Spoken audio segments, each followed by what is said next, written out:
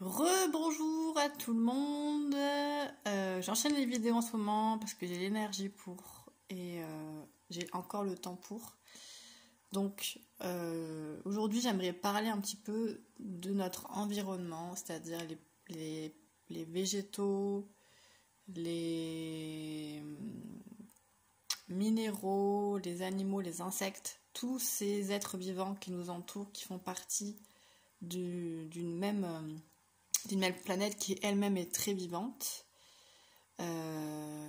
Contrairement à ce qu'on veut nous faire croire, elle va pas mourir, la planète, maintenant.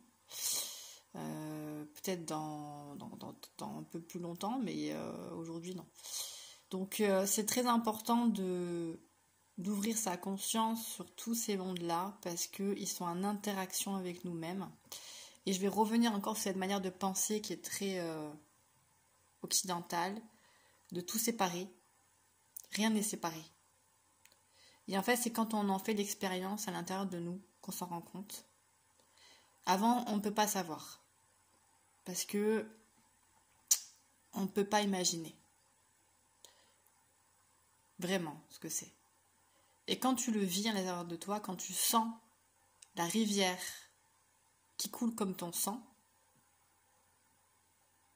là tu te prends une claque. Et là tu te dis, ok.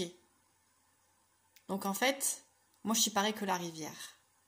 Je suis pareil que cette terre, je suis pareil que cette fleur. Je fais partie de la même chose. Et c'est vrai que c'est juste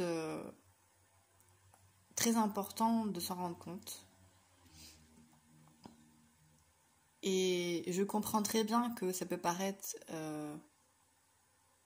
incroyable, mais en fait c'est tout à fait normal. Et j'ai parlé aussi du monde des esprits, qui est très important aussi, notamment par rapport aux devas, aux esprits des éléments, aux esprits des plantes, des arbres, parce que tous les êtres vivants ont un esprit, d'accord? Ils sont animés de la même source que nous, hein, on vient tous de la même source. Et c'est très important d'ouvrir son champ de perception sur tout cela. Les plantes, les plantes, les plantes. De parler avec elles. Moi, je me régale de parler avec les arbres. Les arbres, c'est mes copains, vraiment. Et ça fait rire mes amis qui n'ont pas conscience, eux, de ce que c'est, en fait. Et c'est pas grave parce que, en fait, ils savent pas. Ils savent pas ce que c'est. S'ils sauraient, je suis sûre qu'ils feraient pareil que moi. Et en fait, je trouve ça magnifique de discuter avec eux parce que déjà, chaque arbre a sa personnalité, comme nous, les êtres vivants, comme les minéraux.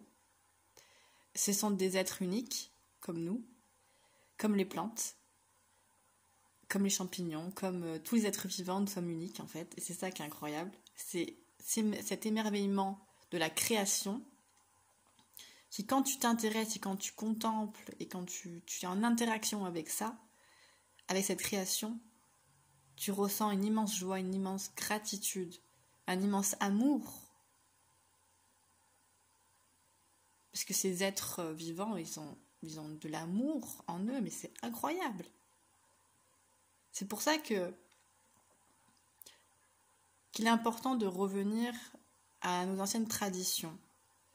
Je parle des traditions ancestrales, comme le chamanisme, le vrai chamanisme, pas le chamanisme qu'on nous raconte là en Occident, parce que tu as fait 3 stages, tu es chaman, ou alors parce que dans une ancienne incarnation tu étais chaman, alors aujourd'hui tu deviens chaman comme ça. Ça marche pas comme ça. Voilà. Et c'est tout un apprentissage de plusieurs vies et de tout réapprendre dans cette vie-là.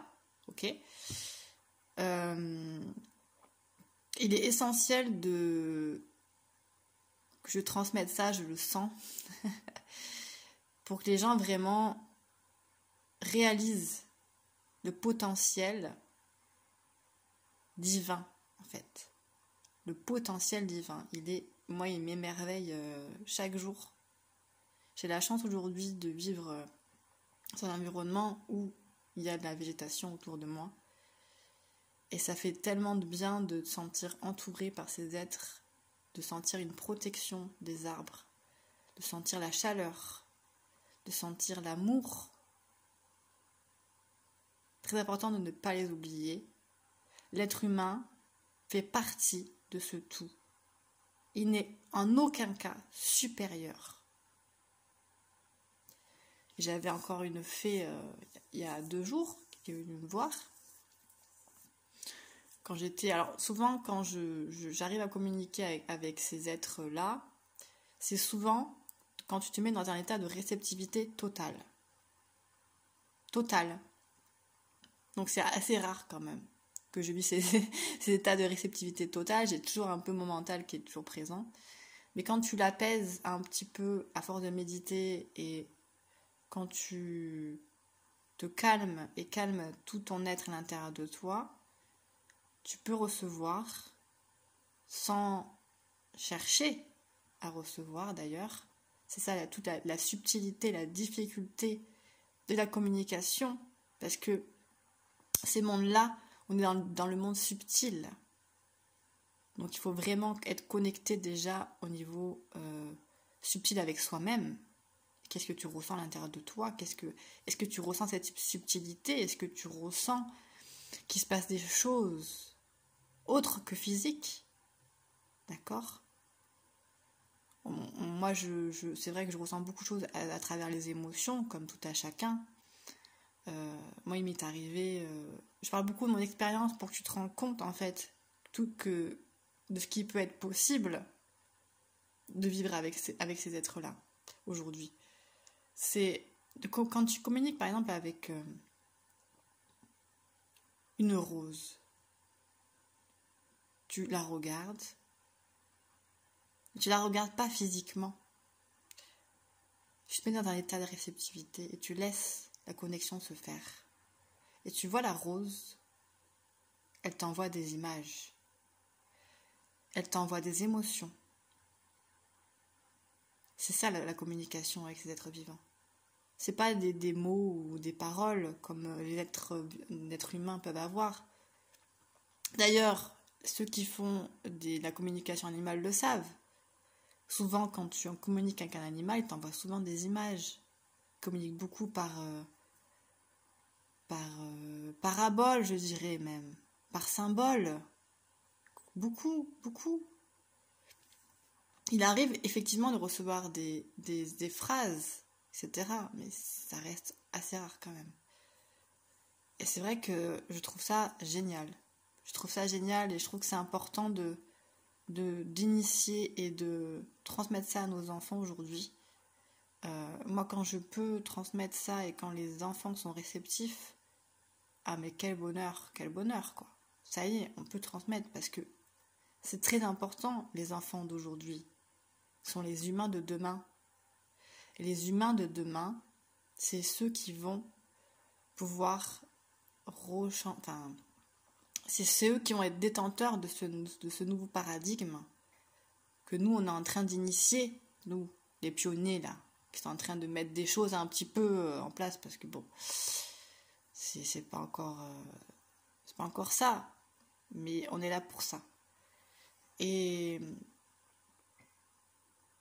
de ne pas oublier de se marrer, parce que combien de fois j'ai ri avec des arbres, ça me faisait rire. Et je sais que quand je dis ça, les gens ils me disent mais n'importe quoi, mais elle a fumé le chichon. Non, j'ai pas fumé le chichon, je fume pas. C'est des vrais humains. Normalement, on est censé communiquer avec ces êtres vivants, mais on a perdu cette connaissance-là. On est devenu ignorant, et l'ignorance nous rend bêtes.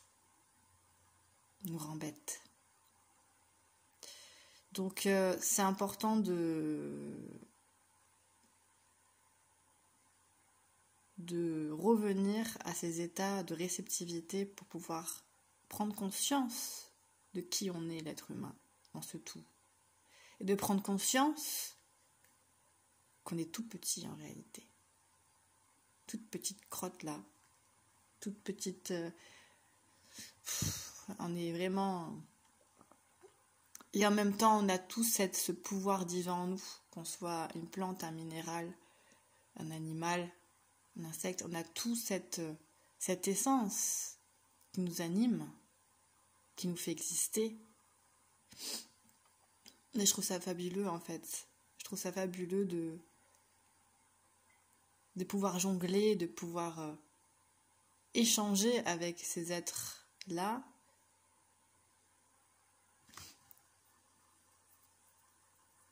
Il y a des grands sages aussi dans les esprits, tels que les Korrigans. Ici, on les appelle les farfadets, ici. Korrigans, c'est en Bretagne. Les farfadets, en province, c'est les lutins, quoi. Les lutins qui sont aussi avec leur caractère bien particulier et leur sage. Parce qu'ils ont... En fait, c'est rigolo parce que de ce que j'en sais, je sais très peu de choses là-dessus, donc je vais pas t'en parler pendant très longtemps parce que franchement je suis très ignorante encore sur le sujet, mais je sais que de mon expérience ces sages-là sont aussi vecteurs symbolisent aussi la grande connaissance dans les mondes des petits peuples. Ils ont aussi leurs sages, ils ont aussi leur... Dans le monde des fées, il y a des reines. Dans le monde des lutins, il y a plutôt des sages. C'est un peu comme, tu vois, la communauté des Schtroumpfs. Les Schtroumpfs, en fait, c'est des lutins. Voilà, on peut le voir comme ça. En tout cas, c'est comme ça que moi, je l'ai expérimenté. Et tu vois, dans les Schtroumpfs, t'as un grand sage, t'as la communauté, t'as chacun qui tient un rôle, chacun tient un talent particulier.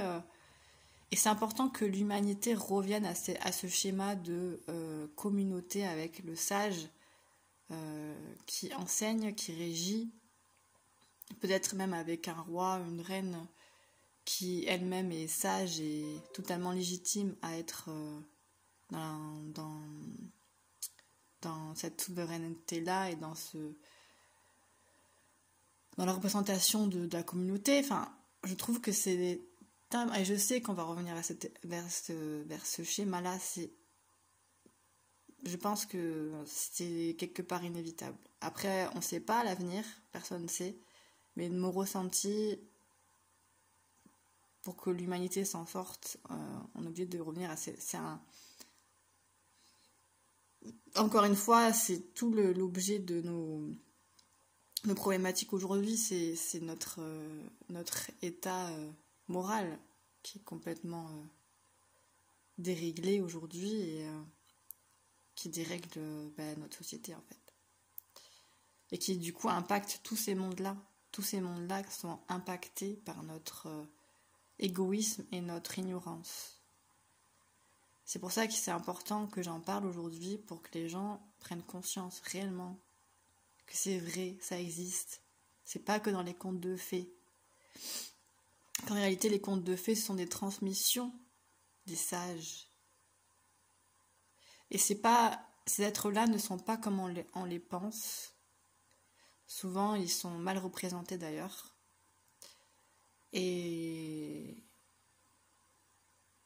ils ont quand même leur caractère. Hein. Moi, j'ai eu des arbres à qui je pouvais pas parler. C'était trop...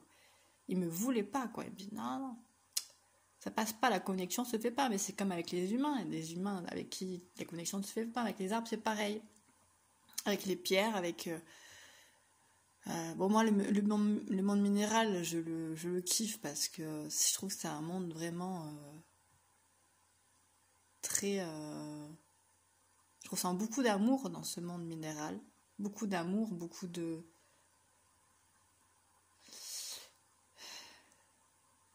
guérison. Beaucoup de guérison à travers les pierres. Beaucoup.